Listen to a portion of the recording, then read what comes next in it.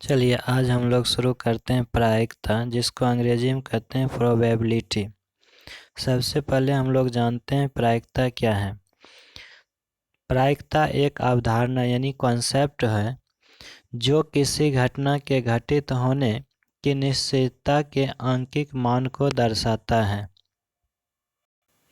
चलिए आगे हम लोग कुछ प्रायिकता से संबंधित पदों के बारे में जानकारी लेते हैं।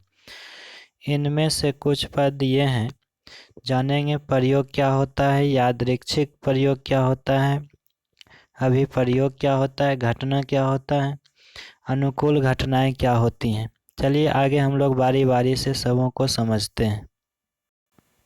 देखिए सबसे पहला है प्रयोग। प्रयोग क्या होता है? ऐसा क्रियाकलाप जिससे पूर्ण रूपेण परिभाषित परिणाम प्राप्त होते हैं उसे प्रयोग कहते हैं। दूसरा पॉइंट है यादृच्छिक प्रयोग। ऐसा प्रयोग जिसमें सभी संभावित परिणाम प्राप्त होते हैं, मालूम होते हैं, परंतु वास्तविक परिणाम की भविष्यवाणी अग्रिम रूप से नहीं की जा सकती, यानी पहले नहीं बताया जा सकता है, उससे यादृच्छिक प्रयोग कहते हैं। चलिए तीसरा पॉइंट है अभिप्रयोग। अभिप्रयोग क्या होता है? तो एक बार किसी प्रयोग को करना अभिप्रयोग कहलाता है। चलिए उसके बाद है घटना। किसी अभिप्रयोग के संभावित परिणाम को घटना कहते हैं। जैसे किसी सिक्के को उछालने पर चित यानी हेड या पट यानी टेल का आना एक घटना है। चलिए यहाँ पर लास्ट पॉइंट समझते हैं। अनुकूल घटनाएं क्या होती हैं? ऐसी स्थिति जिसमें किसी घटना के घटित होने की पूरी संभावना होती है, अनुकूल घटना कहलाती हैं।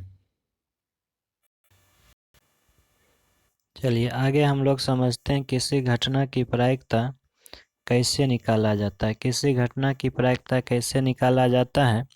तो जिस घटना की प्रायिकता निकालना होता है उस घटना के परिणामों की संख्या को ऊपर रखते हैं और बटा के रूप में यानी नीचे हर में प्रयोग के सभी संभव परिणामों की संख्या को नीचे रखते हैं। अर्थात घटना के अनुकूल परिणामों की संख्या में संभव कुल परिणामों की संख्या में यदि भाग दे देते हैं तो प्रायिकता निकल जाता है। प्रायिकता का मान हमेशा 0 और 1 के बीच होता है, यानी 0 और 1 के बीच। कभी 0 भी होगा और कभी 1 भी होगा, अन्यथा इसी के बीच आएगा। 0 तब होगा जब वह घटना असंभव होगा। 0 कब होगा? तो वह घटना असंभव होगा। असंभव घटना को अनिश्चित घटना भी कहा जाता है। असंभव घटना को क्या कहा जाता है? अनिश्चित घटना भी कहा जाता है। असंभव घटना क्या होता है? तो वह घटना जिसका घटित होना असंभव है, अर्थात जिसकी प्रायिकता 0 हो, असंभव घटना कहलाता है। उसके बाद है संभव घटना। क्या होता है? तो संभव घटना वह घटना है जिसकी घटित होने की प्रायिकता 1 हो, संभव घटना कहलाता है। संभव घटना को निर्धारित घटना भी कहते हैं या इसे निश्चित घटना भी कहते हैं। एक यहाँ पर लिखा हुआ है पूरक घटना। क्या लिखा हुआ है? पूरक घटना। तो मान लीजिए ई के अनुकूल घटना की प्रायिकता और ई नहीं के अनुकूल घटना की प्रायिकता का अगर योगफल 1 होता है तो ये दोनों घटनाएं एक दूसरे के पूरक घटना कहलाते हैं। चलिए तभी तक हम लोग समझ चुके हैं प्रयोग क्या होता है, यादृच्छिक प्रयोग क्या होता है, अधिगम क्या होता है, घटना क्या होता है, अनुकूल घटनाएं क्या होती हैं। अब बारी बारी से कुछ क्वेश्चन हम लोग इस चैप्टर का देखेंगे। चलिए आगे बढ़ते हैं। पहला प्रश्न है, किसी निश्चित घटना की प्रायिकता निम्न में कौन होगी? तो कुछ देर पहले ही चर्चा किए हैं। अनिश्चित या असंभव घटना की प्रायिकता 0 होगी यानी 0 होगी, जबकि निश्चित घटना की प्रायिकता 1 होती है। कितनी होती है? 1 होती है। या निर्धारित घटना की भी प्रायिकता पूछा जाए तो इसका भी आंसर होगा 1। चलिए हम लोग आगे बढ़ते हैं। आगे है किसी असंभव घटना। ध्यान दीजिए, असंभव घटना या रहता अनिश्चित घटना की प्रायिकता, तब आंसर होता 0। 1 कब होगा? तो जब रहता संभव घटना। चलिए आगे हम लोग बढ़ते हैं। अगला प्रश्न है, यदि ई कोई घटना हो तब पी प्लस पी नोट का मान होगा, तो इसका मान होगा 1, यानी दोनों को जब जोड़ देते हैं तो इसका योगफल होता है 1। चलिए आगे बढ़ते हैं। अगला प्रश्न है सिक्का से आधारित अगला। चलिए आगे कुछ प्रश्न हम लोगों को सिक्का से आधारित आएगा, जिसमें एक सिक्का को उछालने की चर्चा रहेगी, कभी 2 सिक्के को उछालने की चर्चा रहेगी, कभी 3 सिक्कों को उछालने की चर्चा रहेगी। जनरली सिक्का में एक तरफ चित होता है और दूसरे तरफ पट होता है। चित को अंग्रेजी में हेड कहते हैं, जबकि पट को अंग्रेजी में टेल कहते हैं। इसके बारे में हम लोग समझ लेते हैं थोड़ा सा। एक सिक्के को उछालने पर उसके ऊपरी सतह पर या तो चित आएगा नहीं तो पट आएगा, यानी हेड आएगा नहीं तो टेल आएगा। यानी यहाँ पर संभावित परिणाम मात्र 2 है। यदि हम 2 सिक्कों को एक साथ उछालते हैं तो इन सिक्कों के ऊपरी सतह पर हेड हेड, नहीं तो हेड टेल, नहीं तो टेल हेड, नहीं तो टेल टेल आता है। अर्थात 2 सिक्कों को उछालने पर संभावित परिणामों की संख्या 4 होगी। एक सिक्के को उछालने पर संभावित परिणामों की संख्या 2 होगी। इसी प्रकार यदि 3 सिक्कों को एक साथ उछालेंगे तो संभावित परिणामों की संख्या 8 हो जाती है। चलिए आगे हम लोग बारी बारी से कुछ क्वेश्चन को देखते हैं। सिक्का पर आधारित पहला प्रश्न है, 3 सिक्कों की उछाल में संभव परिणामों की संख्या होगी। अभी चर्चा किए हैं, संभव परिणामों की संख्या 8 होगी। यदि यहीं पर 1 सिक्का रहता तब आंसर होता 2, यदि 2 सिक्का रहता तब आंसर होता 4। चलिए हम लोग आगे बढ़ते हैं। अगला प्रश्न है, यदि 3 सिक्कों को उछाला जाए तो कम से कम 2 चित्त प्राप्त होने की प्रायिकता क्या होगी। 2 चित्त रहे वो भी चलेगा, 2 से अधिक रहेगा तब भी चलेगा। तो सबसे पहले जब इसका प्रयोग से संभावित परिणाम कुल 8 प्राप्त होंगे, उसमें कम से कम 2 चित्त वाले कुल 3 परिणाम होते हैं। इसकी प्रायिकता हो जाएगी 3/8। कितना हो जाएगा? 3/8। चलिए आगे बढ़ते हैं। अगला प्रश्न है, एक सिक्का को उछालने पर एक चित्त आने की प्रायिकता क्या होगी। तो एक सिक्का को यदि एक बार उछालते हैं तो संभावित परिणाम 2 होगी और एक चित्त आएगा, एक पट आएगा। चित्त आने की भी प्रायिकता होगी 1/2 और पट आने की भी प्रायिकता होगी 1/2, यानी 50% का होता है। चलिए अगला प्रश्न है, एक सिक्के को उछालने पर पट पाने की प्रायिकता क्या होगी। तो इसका आंसर होगा 1/2। चलिए आगे हम लोग बढ़ते हैं। अगला प्रश्न है, किसी घटना की प्रायिकता नहीं होती है। किसी घटना की प्रायिकता नहीं होती है, यहाँ नहीं वाला ऑप्शन खोजना है। तो शून्य होगी। असंभव घटना की प्रायिकता होगी, एक भी संभव है, निश्चित घटना की है। और किसी घटना की प्रायिकता इस रेंज में तो होवे करती है। यहाँ पर सही ऑप्शन होगा -1। किसी भी घटना की प्रायिकता ये संभव नहीं है।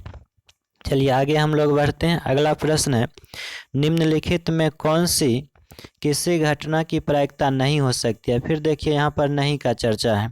तो 2/5, अगर इसको हम लोग भाग देंगे तो 0 और 1 के बीच आएगा 15%। ये भी 0 और 1 के बीच है। 0.5 ये भी 0 और 1 के बीच है। तो इसमें से ये तीनों, पहला, दूसरा और लास्ट वाला संभव है, जबकि 7/3 अगर इसमें भाग देते हैं तो 2 से भी ज़्यादा आता है। तो इस क्वेश्चन के अनुसार यही सही है।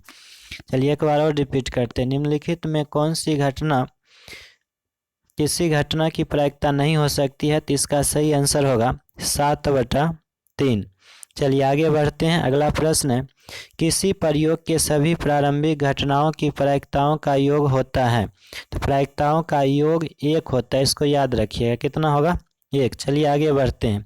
आगे है, वह घटना जो घटित नहीं हो सकती है कौन सी घटना कहलाती है। जो घटना घटित नहीं हो सकती है वह असंभव घटना या अनिश्चित घटना कहलाती है। इसकी प्रायिकता होती है 0। और वह घटना जो 100% घटित होती है या उसकी संभावना होती है वह घटना होती है संभव।